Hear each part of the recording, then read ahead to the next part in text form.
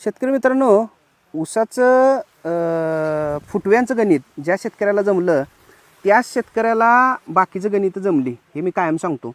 आता तुम्ही ह्या प्लॉटमध्ये आपण आहे, आज या प्लॉटचं वय झाले फक्त 81 दिवस आणि ह्या 81 दिवसामध्ये ऊसाला फुटवे किती झालेत एका गड्ड्यातले जर आपण मोजले तर कमीत कमी 14 ते 15 फुटवे असतील आत्ता जे आहेत तेवढे. निखिल मोदा बरं किती फुटवे आहेत सगळे मोजायचे. 1 2 3 4 5 6 7 8 9 10 11 12 13 हां 13 फुटवे आहेत आणि लागवडीचं अंतर आपलं आहे 5 बाय 1.5. या 5 बाय 1.5 या अंतरावर आपल्याला किती फुटवे पाहिजेत एका गड्ड्यामध्ये? कमीत कमी 7 आणि जास्तीत जास्त 8. जर तुम्ही या गड्ड्यामध्ये बघितलं तर बारीक सारीक फुटव्यांची संख्या बघा किती आहे. हो हे असले बारीक सारीक कोंब आहेत.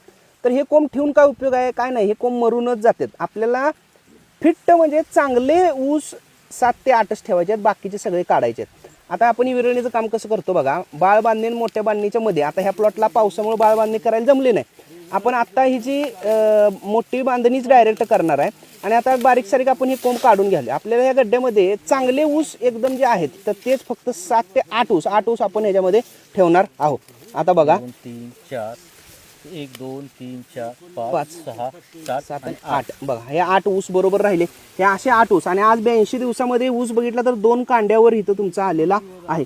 ही सगळी कामं आता आपण ह्याच्यामध्ये करून घेणार आहोत ह्या येणाऱ्या 8 दिवसामध्ये आणि 100व्या दिवशी म्हणजे आजपासून 18व्या दिवशी आपण ह्या ऊसाची मोठी बांधणी करून घेणार आहोत. आता आपण याला माती ढकलल्या बुडक्यामध्ये मशीननं, हे बघा तुम्हाला दिसते बुडक्यामध्ये माती ढकलून थोडी थोडी माती लावलेली आहे, त्यामुळं फुटवे येणारे सगळे थांबलेले आहेत. विरळणीचं हे महत्त्व आहे.